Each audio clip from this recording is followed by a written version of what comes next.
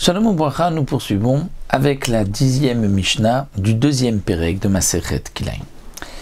La Mishnah ici vient nous enseigner de quoi doit être fait un Bet Rova, c'est-à-dire qu'est-ce qu'il peut y avoir dans le Bet Rova pour qu'il soit considéré, qu'il soit appelé dans cette mesure de Rova, de quart, de cave. De quoi il s'agit exactement? Nous allons voir par la suite dans notre Mishnah, où la Mishnah va nous dire que on doit éloigner deux champs d'un Bet Rova, c'est-à-dire que lorsque nous avons deux champs qui sont d'espèces différentes, il faut éloigner, faire un espace entre un champ et un autre d'un Bet Rova, c'est-à-dire d'un endroit, d'une surface vide qu'on ne va pas semer, qui correspond à un endroit où on pourrait semer un quart de cave. Donc le Bet Rova, comme nous l'avons vu, correspond à 10 tfachim, 10 amot, 2 sur 10 amot, 2, c'est un carré de 10 amot, 2 sur 10 amot, 2. Ça, c'est ce qu'on doit laisser entre deux champs pour pouvoir semer les champs de Zraïm, de graines d'espèces différentes.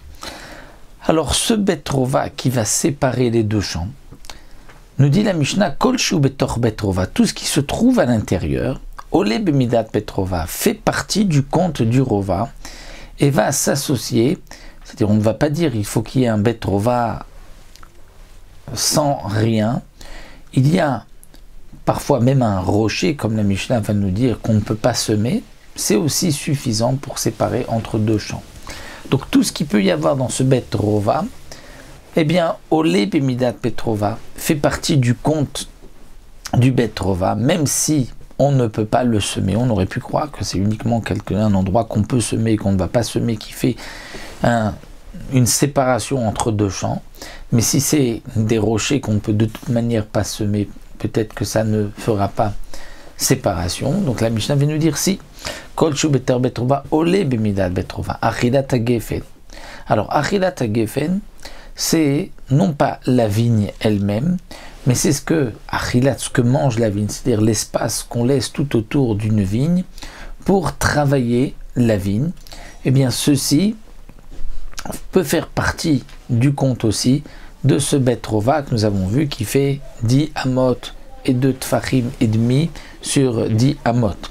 De même, à Kever, s'il y a une tombe, il y a quelqu'un qui a été enterré, donc là, entre les deux champs, ça aussi, ça fait partie du Bet Rova. Vers cela, il y a un rocher, Olim bemidat Bet Rova font partie du Bet Rova.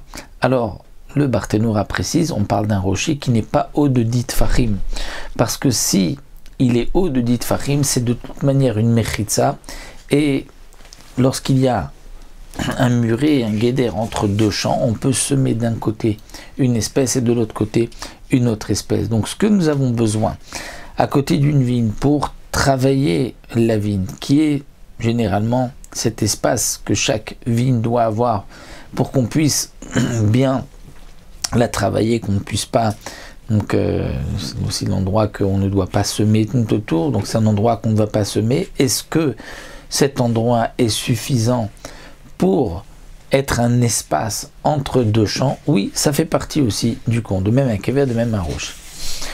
Alors la Mishnah va nous dire maintenant, Tvoa bitvoa Bet Rova, si nous avons d'un côté de la récolte, du blé, et de l'autre côté nous avons de l'orge, et on veut les semer l'un à côté de l'autre, donc il faut faire une séparation entre les deux d'un Bet Rova, donc d'au moins un carré, de Bet Rova qui fait un quart, donc Rova c'est un quart de cave, c'est-à-dire l'endroit où on peut semer un quart de cave, comme nous l'avons dit, c'est 10 tfachim, 10 amot, pardon, et 2 tfachim et demi sur 10 amot, c'est un carré au milieu, et ensuite le champ peut continuer, on peut dire en diagonale jusqu'à, donc s'il y a ce carré libre au milieu, ensuite les champs peuvent presque se toucher, juste une petite séparation vers les extrémités du champ. Dès qu'il y a le carré au milieu, ça a poussé le blé et l'orge d'un côté, ensuite même si vers les extrémités du champ,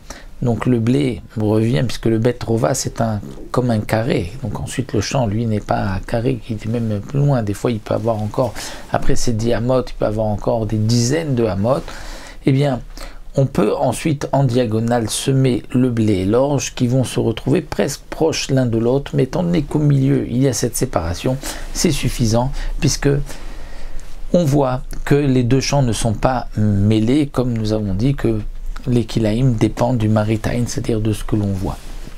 Maintenant, yarak, beyarak, si c'est un légume avec un autre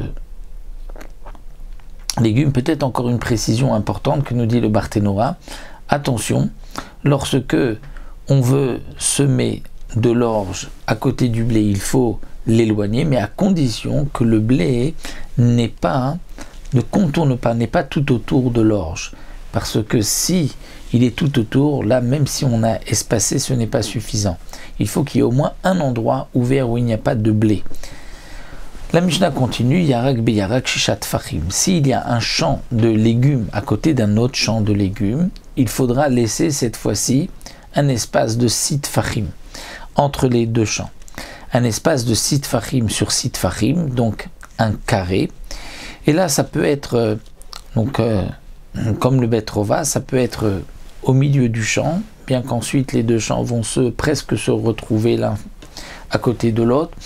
Ou ça peut être aussi dans un coin du champ, une extrémité du champ, donc au milieu, vers les bords du champ. Et ensuite, donc les deux champs vont aller l'un vers l'autre en diagonale. Et qu'il y ait une petite séparation au bout, là ça ne pose pas de problème. En tout cas, nous voyons que pour les légumes, un carré de 6 tfachim sur 6 tfachim est suffisant. Lorsque nous avons yerek bitvoa, c'est-à-dire un champ de légumes à côté d'un champ de récolte, là il faut bet rova, il faut revenir à un bet rova, et le Barthénora nous dit c'est seulement si c'est carré. Mais si on veut faire une rangée de légumes dans un champ de récolte, alors on a une autre possibilité. On pourra faire une longue rangée de 10 amotes et demi sur une largeur de 6 tfachim. Parce que si ce n'est qu'une seule rangée, ça ne pose pas de problème. Le problème ici, c'est si le champ de légumes est aussi un champ carré, donc à côté d'un autre champ carré. C'est là que ça pose problème. Rabbi Eliezer Omer, Yarek bitvoa shishat tfachim. Rabbi Eliezer dit, lorsque c'est un champ de légumes à côté de la récolte, c'est aussi 6 tfachim, comme si c'était deux champs de légumes. Donc un carré de 6 tfachim au milieu, donc 6 tfachim à côté de 6 tfachim, c'est aussi suffisant, même Yarek bitvoa, et pas comme les Chachamim ont exigé un bet rova.